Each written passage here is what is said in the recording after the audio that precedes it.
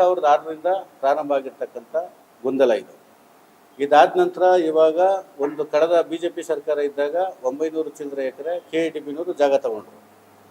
ಅವಾಗಲೂ ನಮಗೆ ಕ್ಲಾರಿಫಿಕೇಶನ್ ಒಂದು ಕೊಡಲಿಲ್ಲ. ಅವತ್ತು ನಮ್ಮ ಭೂಮಿ ಬೆಲೆ ಎಲ್ಲ 1.25 ಕೋಟಿ 1.25 ಕೋಟಿ 2 ಕೋಟಿ ಇತ್ತು. ಅಲ್ಲಿ ನಿಗದಿ ಮಾಡಿದಂಥದ್ದು ಬೆಲೆ ತುಂಬ ಕಡಿಮೆ ಆಯಿತು ಅಂತೇಳಿ ಅವತ್ತು ಕೂಡ ಹೋರಾಟವನ್ನು ಮಾಡಿದ್ವಿ. ಅದಾದ ನಂತರ ಈ ಕಾಂಗ್ರೆಸ್ ಪಕ್ಷದ ಸರ್ಕಾರ ಬಂದಾಗ ಏನು 2006 2007 ಆಗಿದ್ದಂಥ ನೋಟಿಫಿಕೇಶನ್ ಇತ್ತು, ಅದನ್ನು ಇವತ್ತು ನಾವು ಮಾಡ್ತೀವಿ ಅಂತೇಳಿ ಈಗಾಗಲೇ ಪ್ರೊಸೀಡಿಂಗ್ ಮಾಡಿಸಿ ಪ್ರತಿ ಮನೆಗೂ ಏನು ನಮ್ಮ ಪ್ರಿಂಟ್ ಮೀಡಿಯಾ ಮುಖಾಂತರವಾಗಿ ಎಲ್ಲರ ಸರ್ವೆ ನಂಬರ್ ಎಲ್ಲರನ್ನೂ ಕೂಡ ಕೊಟ್ಬಿಟ್ಟಿದ್ದಾರೆ.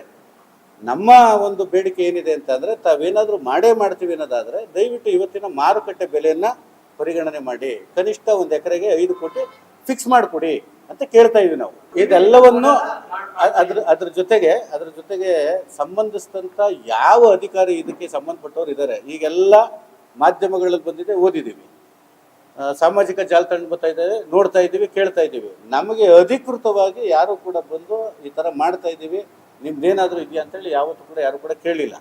ಸೊ ಅವರು ಬರೋದಕ್ಕೆ ಮುಂಚೆ ನಮ್ಮ ಈ ಬೇಡಿಕೆಗಳನ್ನ ಈಡೇರಿಸೋದಾದ್ರೆ ನೀವು ಒಂದು ಬಂದು ಪ್ರಾಜೆಕ್ಟನ್ನು ಮಾಡಿ, ಇಲ್ವಾ ಯಥಾಸ್ಥಿತಿ ನಾವು ಹಂಗಿದ್ದೀವೋ ನಾವು ಹಂಗಿರ್ತೀವಿ, ದಯವಿಟ್ಟು ನಮ್ಮನ್ನ ಬಿಡಿ. ಇಷ್ಟೇ. ಇವತ್ತು ನಾವೇನು ಕೇಳ್ತಾ ಇದ್ದೀವಿ, ನೀವೇನಾದರೂ ಮಾಡ್ತೀವಿ ಅನ್ನೋದಾದರೆ ನಮಗೆ ನಮ್ಮದೇ ಆದಂಥ ಬೇಡಿಕೆಗಳಿದೆ, ಈ ಬೇಡಿಕೆಗಳನ್ನ ಪೂರೈಸಿ ಮಾಡಿ. ನಾವೇನು ಬೇಡ ಅಂದ್ರೆ ಇಲ್ವಾ, ದಯವಿಟ್ಟು ನಾವು ಹೆಂಗಿದ್ದೀವಿ ಹಂಗೆ ನಮ್ಮನ್ನು ಬಿಟ್ಬಿಟ್ಟು. ರಾಜ್ಯಪಾಲರು ಅಂಕಿತ ಹಾಕಿದ್ದಾರೆ, ಸರ್ಕಾರ ಆದೇಶ ಹೊರಡಿಸಿದೆ, ಗ್ರೇಟರ್ ಬೆಂಗಳೂರು ನೋಟಿಸ್ ಕೊಟ್ಟಿದ್ದಾರೆ, ಎಲ್ಲ ಮಾಡ್ತಾ ಇದ್ದಾರೆ. ಆದರೆ ಅಧಿಕೃತವಾಗಿದ್ದು ಯಾರು ಜವಾಬ್ದಾರಿ, ಯಾರನ್ನ ನಾವು ಕೇಳಬೇಕು ಅನ್ನೋ ಗೊಂದಲದಲ್ಲಿದ್ದೀವಿ. ಈ ಒಂದು ಸಬ್ಜೆಕ್ಟ್ಗಳನ್ನು ಅವ್ರು ಕೊಡ್ತಾ ಇದ್ದೀವಿ. ಅದರಲ್ಲಿ ಪ್ರಮುಖವಾಗಿರ್ತಕ್ಕಂಥದ್ದು ಈಗ ನಾವು ಹೇಳ್ದಂಗೆ ಅಲ್ಲಿ ಏನಿದ್ದಾವೆ 30 ಮನೆ ಇರೋ ಗ್ರಾಮಗಳು ಇದ್ದಾವೆ, 50 ಮನೆ ಇರೋ ಗ್ರಾಮಗಳು ಇದ್ದಾವೆ. ಈಗ ಅವರೆಲ್ಲ ಅಲ್ಲಿ ಭಾಳ ಪೂರ್ವಿಕರಿಂದ ಬಂದ್ಬಿಟ್ಟಿರ್ತಾರೆ, ಭಾವನಾತ್ಮಕವಾದಂಥ ಸಂಬಂಧ ಇರೋದ್ರಿಂದಾಗಿ ದಯವಿಟ್ಟು ಆ ಗ್ರಾಮಗಳನ್ನು ಯಾವುದನ್ನು ಕೂಡ ಸ್ಥಳಾಂತರ ಮಾಡಬೇಡಿ ಅನ್ನೋದು ಒಂದು ಬೇಡಿಕೆ ಇದೆ. ಎರಡನೇದು ಸ್ಮಶಾನಗಳು, ಅವು ಕೂಡ ಭಾವನಾತ್ಮಕವಾದಂಥ ಸಂಬಂಧ ಇದೆ. ಯಾಕೆಂದರೆ ಈಗ ನಾವು ಬೆಂಗಳೂರಿನಲ್ಲಿ ಕೆಂಪೇಗೌಡ ಲೇಔಟು ಮತ್ತು ವಿಶ್ವೇಶ್ವರ ಲೇಔಟು ಇವೆಲ್ಲ ನೋಡ್ತಾ ಇದ್ದೀವಿ.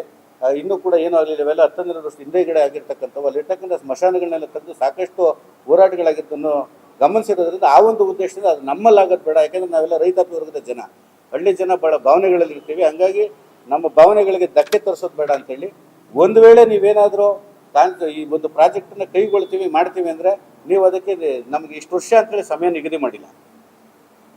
ಎಲ್ಲಿ ನೀವು ಕೊಟ್ಟಿರ್ತಕ್ಕಂಥ ಪೇಪರ್ ನೋಟಿಫಿಕೇಶನಲ್ಲಿ ಸಮಯ ನಿಗದಿ ಆಗಿಲ್ಲ. ಆ ನಿಗದಿ ಆಗೋ ಸಮಯದವರೆಗೂ ನಮಗೆ ಕನಿಷ್ಠ 2 ಲಕ್ಷ ರೂಪಾಯಿ ನಮಗೆ ಕುಟುಂಬ ಜೀವನ ನಿರ್ವಹಣೆಗೆ ಅಂತೇಳಿ ನಮ್ಮ ಕೃಷ್ಣಣ್ಣವ್ರು ಹೇಳ್ದಂಗೆ ಅದನ್ನು ಕೊಡಿ ಅಂತೇಳಿ ಅದೊಂದು ಬೇಡಿಕೆಯನ್ನು ಕೂಡ ನಾವು ಮಾಧ್ಯಮದ ಮುಖಾಂತರ ಅವ್ರು ಇಡ್ತಾ ಇದ್ದೀವಿ. ಅಚ್ಚುಕಟ್ಟು ಪ್ರದೇಶದಲ್ಲಿ ಇರ್ತಕ್ಕಂಥ ಎಲ್ಲ 9600 ಎಕರೆ ಜಮೀನಲ್ಲೂ ಕೂಡ ಯಾವುದೋ ಒಂದೇ ಒಂದು ಕುಂಟೆನೂ ಖಾಲಿ ಜಮೀನಿಲ್ಲ, ಎಲ್ಲ ನೀರಾವರಿ ಇರ್ತಕ್ಕಂಥ ಜಮೀನು. ಎಲ್ಲರೂ ಕೂಡ ಫಸಲನ್ನು ಬೆಳೀತಾ ಇದ್ದೀವಿ. ಆ ಒಂದು ಉದ್ದೇಶದಿಂದ ನಾವು ಕೇಳ್ತಾ ಇರ್ತಕ್ಕಂಥದ್ದು, ಏನು ಹೈವೇ ಪ್ರಾಧಿಕಾರದವರು ವೈಜ್ಞಾನಿಕವಾಗಿ ನಿಗದಿಪಡಿಸಿದಂಥ ಬೆಲೆ ಇತ್ತು, ಆ ಬೆಲೆಗಿಂತ ಹೆಚ್ಚಿನ ಬೆಲೆಯನ್ನು ದಯವಿಟ್ಟು ಕೊಡಿ. ನೀವು ಮಾಡೋದಾದರೆ ಮತ್ತೊಮ್ಮೆ ಅದನ್ನು ತಮಗೆ ಕ್ಲಾರಿಫಿಕೇಶನ್ ಮಾಡ್ತಾ ಇದ್ದೀವಿ. ಜೊತೆಗೆ ಬೈರ್ಮಂಗಲ ಜಲಾಶಯವನ್ನು ಶುದ್ಧೀಕರಣ ಮಾಡಬೇಕು ಅಂತೇಳಿ ಈಗ ಹಾಕ್ಕೊಂಡಿದ್ರು. ಅದು ಸುಮಾರು ಕೇಸು ಅವರು ಇವರು ಯಾರೋ ಹೋಗಿ ಯಾರೋ ಪರಿಸರದವರು ಎಲ್ಲ ಹಂಗೆ ನಿಂತಿದೆ. ನೀವು ಅದನ್ನು ಮಾಡದೆ ಸುಮ್ಮನೆ ಈ ಥರ ಎಲ್ಲ ಮಾಡಿ ಏನಾದರೂ ಇದೆಲ್ಲ ಗೊಂದಲದ ಗೂಡಾಗಿದೆ. ಹಾಗಾಗಿ ಗೊಂದಲಗಳನ್ನ ಪರಿಹರಿಸಿ ಅಂತೇಳಿ ಅವರಲ್ಲಿ ಕೇಳ್ಕೊಳ್ತಾ ಇದ್ದೀವಿ. ಜೊತೆಗೆ ಪೇಪರ್ ನೋಟಿಫಿಕೇಶನ್ ಅವ್ರು ಕಳಿಸಿದ್ದಾರೆ, 60 ಮತ್ತು 40 ಅನುಪಾತವನ್ನು ನಾವು ಕೊಡ್ತೀವಿ ಅಂತೇಳಿ.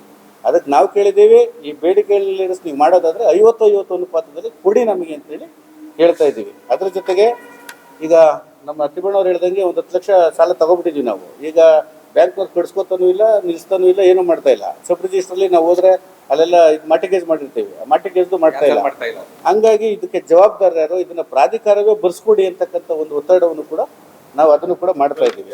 ಗ್ರಾಮಗಳನ್ನು ಸ್ಥಳಾಂತರ ಮಾಡ್ತೀವಿ ಮತ್ತು ಗ್ರಾಮಗಳನ್ನ ಅಭಿವೃದ್ಧಿ ಮಾಡ್ತೀವಿ ಅಂತ. ಬಟ್ ಈಗ ಇರ್ತಕ್ಕಂಥ ಗ್ರಾಮಗಳನ್ನ ದಯವಿಟ್ಟು ಮಾಡೋದು ಬೇಡ.